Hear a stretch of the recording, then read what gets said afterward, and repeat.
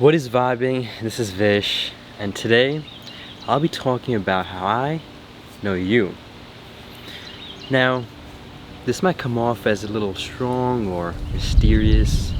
What do you mean? How do I know each and every one of you? Obviously, each and one of you watching is different, so how do I really know who you each are? Well, I'm gonna first start by telling you guys, or girls, whoever's watching, and I'm gonna let the helicopter go by actually, so you can hear me. So let's give it 1 second.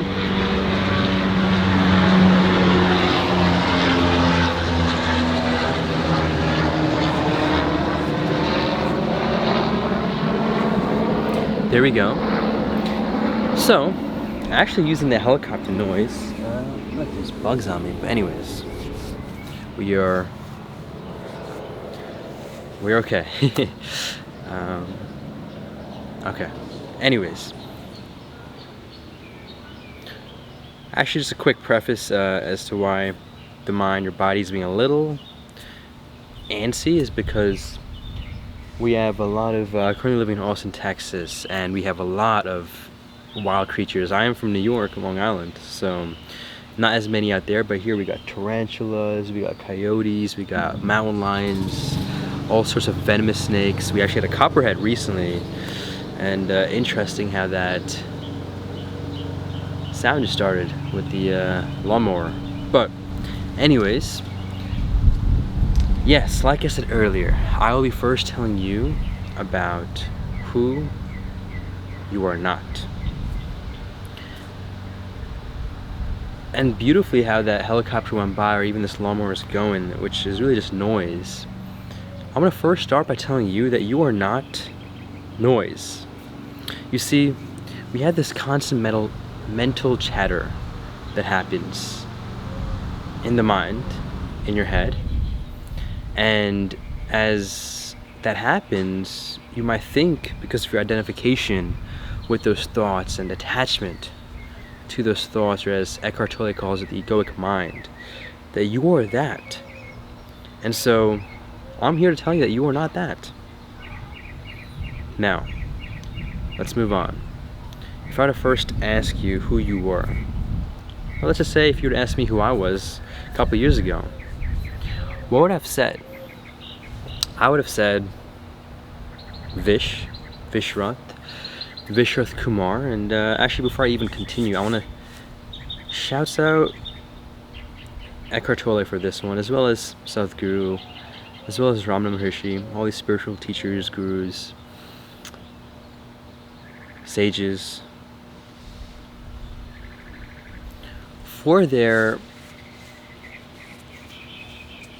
guide as well as direction towards helping me understand, and more than understand, realize who I am, but more importantly, who I am not. So, with that being said, you're gonna first probably answer the way I did, which is, I am John, I am Ashley, I am... Okay, so now you think you're that, which is fine, but let's just say you decided to go change your name tomorrow, which is very possible, or you're just born with a different name. Do you think you would be a different person? Well, if we were to go with the example that you were born with a different name, you could always maybe make the argument that as you grow older and certain events happen due to certain, essentially it's like a chain reaction, right, of the smallest of small things building on top of each other. So maybe the fact that you had a different name could have actually led you to being a different person. So maybe if you were to use that as a case, but what I'm here to tell you is that you're still not that, because you could, on the second route, have the same name right now, and tomorrow change it. Are you truly a different person? I mean, yes, on papers you might be this and that, but I think we both know that we are not the name. So now that we've kind of uncovered that little shell, let's dive deeper. So I like to use this analogy. I mean, the only thing that pops to me, it's not the most fitting, but is essentially, let me just make sure this is recording. Okay, there we go. Cool. Also, I usually wear glasses, but for the videos I usually don't wear glasses. Just a side note, so I was checking closer. But anyways, I like to use onion analogy shell kind of thing because it's layered, as you guys know, and if you've cut an onion before, it's not the most pleasant experience. Ah, I like that actually. Uncovering who you are might not be the most pleasant experience. As you cut the onion and tears shed, literally tears will probably fall as you let go of those attachments or in those intermediate steps that occur. So I guess I do like the onion example, but it's obviously not the most fitting, which you'll get to in a second as to why, and you'll get to know why.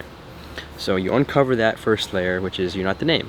Okay, well then you might talk about, I live in Austin, Texas, and I'm studying computer science, and I'm studying entrepreneurship, and yeah. Okay, that's fine. Are you, the question would be, would you have been a different person if you had chosen a different subject? So the example I provided was the examples from my personal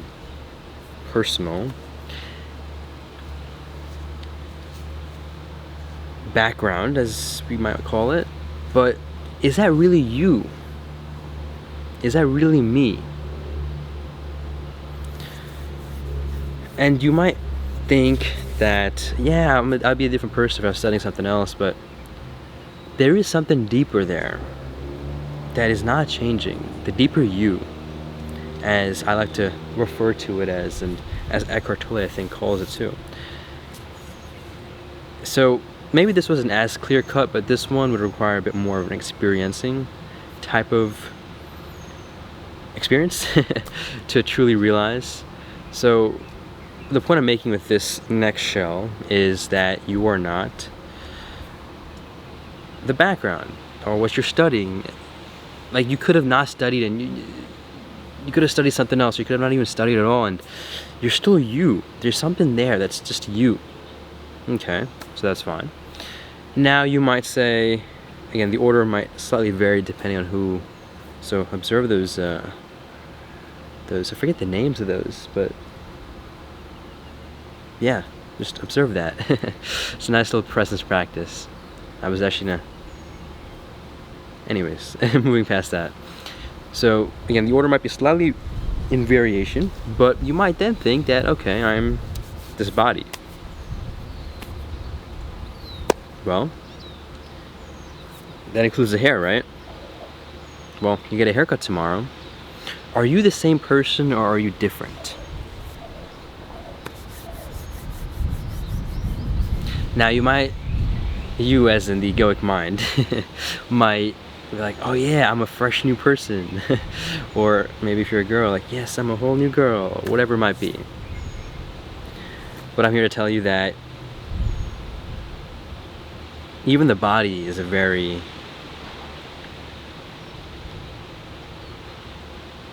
material as well as temporary and transient thing that is not you. Because for whatever reason your nail, chops off, or pluck it, hair, whatever. Let's keep it, I'm not keeping it grotesque, I'm keeping it light. So imagine it's one of those things that fall off. Is that you? I mean, you might say it is, but then it falls off. Then what happens to you? Are you falling on the ground? Are you falling into the garbage? Well, kind of, and you'll see why. It's what I like to call the triple layered cake, and I'll be talking about this more probably in another video about what exactly it means and how to apply it. But triple layered cake instance in this example is going to be the top layer, where, let's see, yes, the top layer, to where you're so identified with the body, for instance, but at the same time you just unconsciously, when you cut your nail and you cut your hair, you think,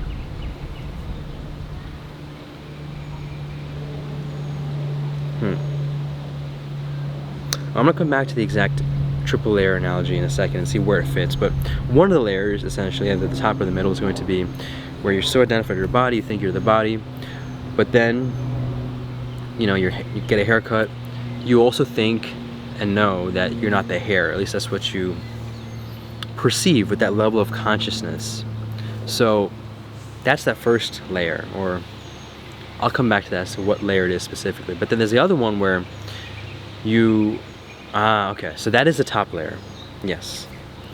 The second middle layer is going to be where you know that you're not the body, and you know that you are not the nails and hair and so on, which is definitely a level of transcendence that has happened, or a level of progression, deeper dimensional diving or growth, whatever you want to call it. So it's definitely a level of consciousness that is growing, which is, you know, this top layer is like this, middle layer is like this, but now the bottom layer is what I'll get to in a bit. And I want to just make sure again that this is recording, and okay, there we go. Basically the bottom layer is you realizing, at least it helps you get to this realization, which is all experiential based, which is the idea that you are not the body, not the mind, as Sadhguru says in the Isha Kriya meditation, but you are everything. Now obviously it's easier said than done, and if I were to just tell you that you are everything, the point of that is really just to realize that you are not just this and this. That helps you get to this realization, but you are everything. Your consciousness experiencing life, or life experiencing itself as this human being. That's where the being comes into place. And I learned this specifically from Eckhart Tolle, which was a beautiful analogy about how essentially there's the ocean, there's a ripple. The ripple, or let's call it the mini wave, for instance, is thinking that it's its own individual existence, that it has a life. That's the top layer. The second layer is to realize that it is not actually that.